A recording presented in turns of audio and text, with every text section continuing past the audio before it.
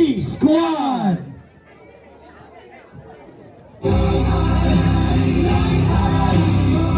Madalas lang po kayo konti.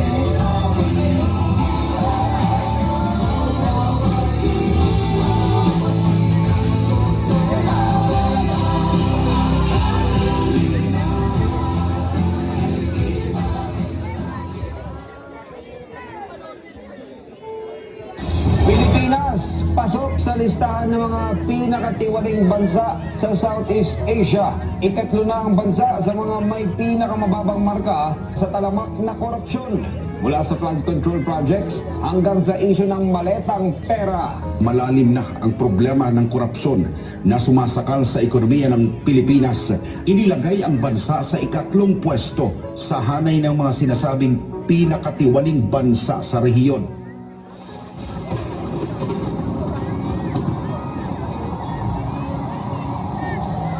Ihulog na yan, mga kurakot! Ihulog na yan, mga kurakot! Ihulog na yan, mga kurakot! Ihulog na yan! Hustisya! Isigaw mo! Katotohanan! Isigaw mo! Pilipinas gising! Huwag na tayo magbibihag ng isang buwan! Isigaw mo! Hustisya! Isigaw mo! Katotohanan! Isigaw mo! Pilipinas gising! Huwag na tayo magbibihag ng isang buwan! Isigaw mo! Hustisya! Isigaw mo! Katotohanan! Isigaw mo! Pilipinas gising! Huwag na tayo maging bihag ng isang buwan! Tubusin, hindi lang naman kaming mga kontraktor ang nakikinabang dito. Marami din sa inyo, mga politiko, ang nagpapataba ng bulsa sa pangungurakot. Kawawa po talaga ang mga mamamayang Pilipino kasi ninanakaw lang natin ang kaban ng bayan. Sinong umaahon, tayo ba o sila? Mga ngiti nila habang nakalubog ka pa sa ating bansa. Pinaghirapan kong mga bayan, minumulto na lang mga pangakit ko.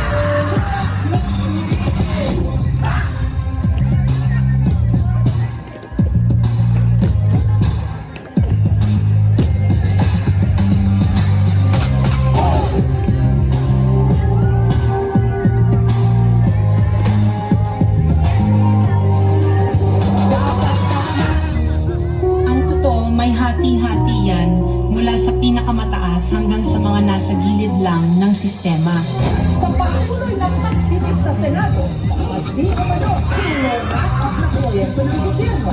400 na lang naman project. Dapat tama, tama ba din natin ginagawa? Paulit-ulit na lamang ito ang bagong simula. Simula na simula, bakit wala? Natatapos ang kasama, kailangan ito ng selas ng sapatos. Ilang beses na nga ako, ilang beses na ako. Pati natin subukan at tulungan at umakot. Bumahagi sa bigyan na matagal, di natin pasapatayan.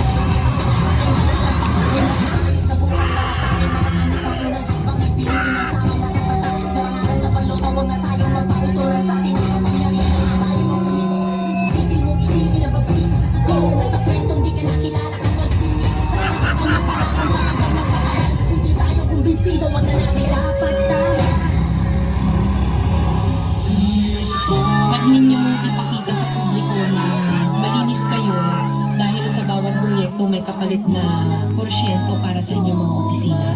Tingnan ninyo rin ang mga pangalan na nakaupo ngayon at lalo na sa mismong mga nagpapalakad ng gobyerno.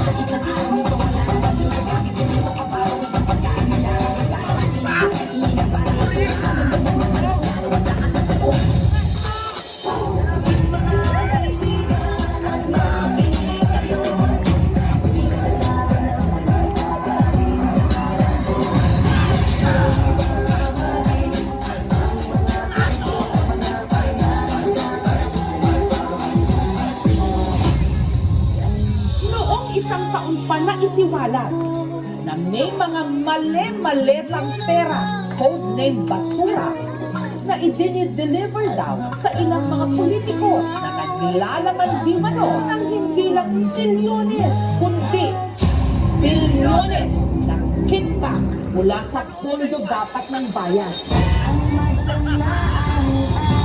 Nakakapagod ng maging mahirap.